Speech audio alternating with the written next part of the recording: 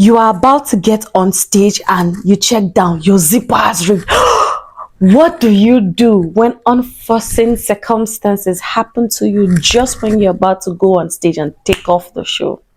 Hi, my name is Mary Sabo. I am a corporate event host who has been hosting events, high profile events for the past 10 years and also speaking to people for over 10 years now. Today, in this episode, I want to talk to you about what to do when the unexpected happens.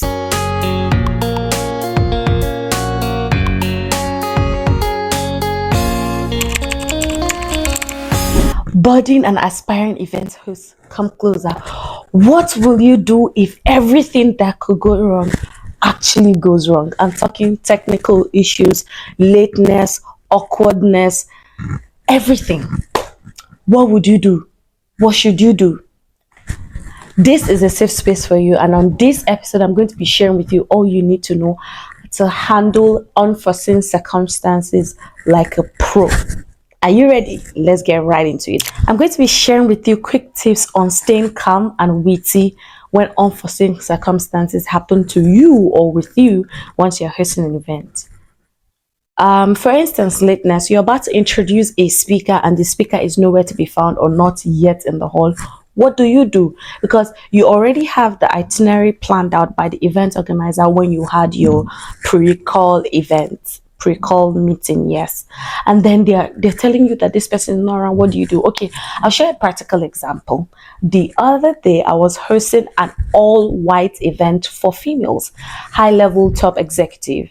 It was a Christian gathering of women, and they wanted to just unwind, relax. It was a girls hangout to have a good time.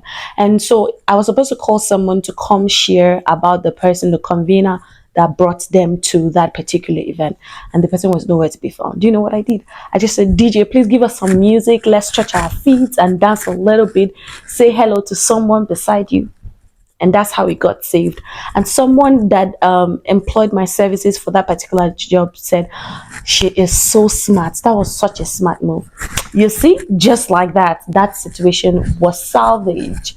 So how about in case where the mic goes off on you, or they give you a wireful mic or wireful mic?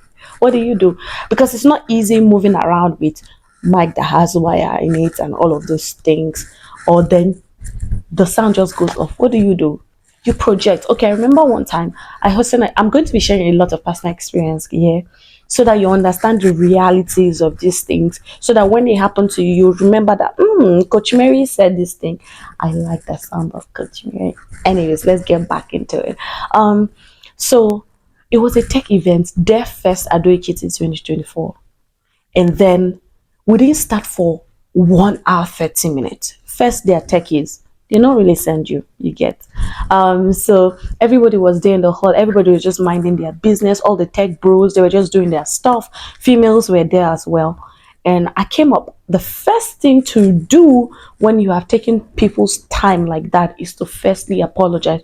Don't come and act as if no time was wasted, because their time is precious and they made themselves available at the right time. And then you didn't start the event over an hour 30 minutes. Mind yourself, come correct. So as an event host, what you're going to do is to, once you show up before the people, what you firstly do is apologize on behalf of the organizers of the event. And that's exactly what I did. I apologized to them for the delay in the start time, and then I was trying to talk to them, but it was not making sense because they were a very tough audience. They were very, tech is a nerd, majorly nerd. So it's like, how do you break into this? Then I remember that earlier on, I met one of their team members. Her name is Purple, and she explained to me that was not the name that her parents gave her, but if you combine all her Yoruba names together, the meaning is royalty.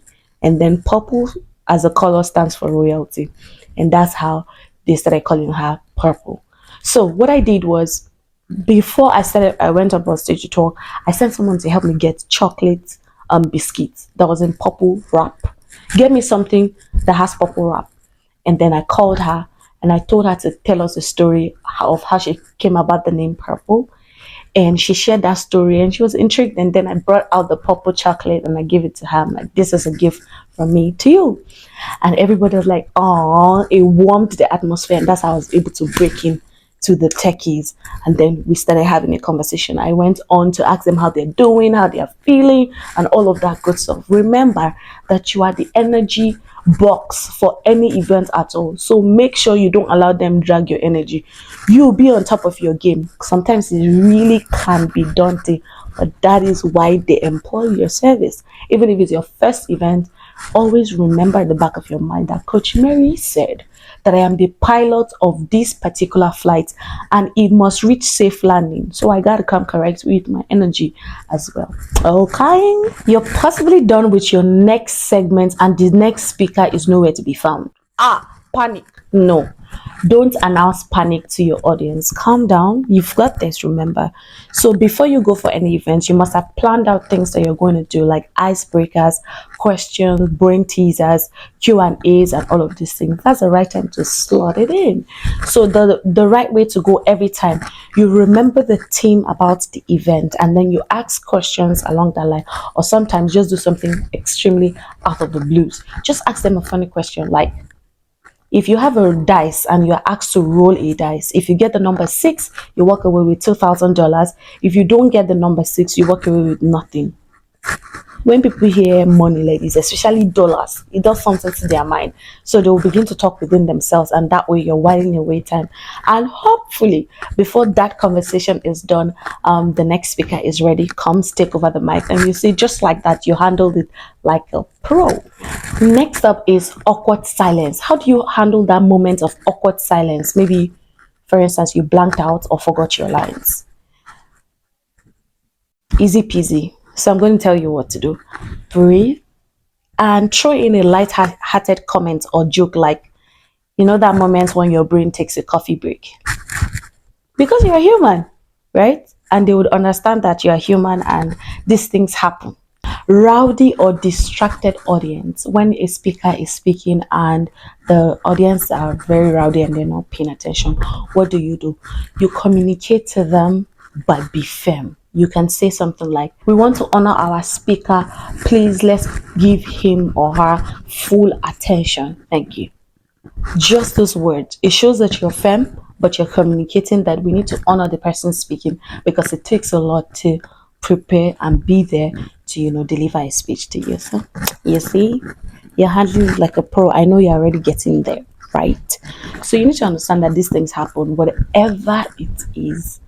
I need you to know that new situations are going to happen to you. Some that I've mentioned, some that I haven't mentioned, because you are a budding and aspiring events host, and so these things are peculiar to you. They're part of your journey, they're part of your story, and so you need to own up to that. Technical glitches like the mic tripping off on you when you're about to announce something very important or the next agenda on the list. What do? If it's a small room, that's a good time to project. If you're standing on the stage, you want to come down and mingle with the people in the crowd and just have a plain conversation with them. It always works. While you signal to the technical team that your microphone is off, they would definitely attend to it. And within a short period of time, you'll be able to get yourself back together and the mic will come on, and then you introduce the next person that is supposed to speak. Can you see that with all of these things, there are things that happen just like with life. I remember that I hosted one event and it was game session, right? So there were elderly women, and I asked them to go pick up something, like get me an item. So get me an iPhone, get me an ATM card, something. And they were running, and one of them fell along the road. Like she fell down while she was trying to get that stuff.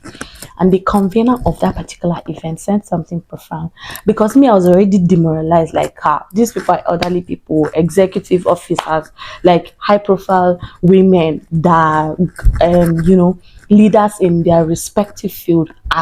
You have gone do game now for somebody.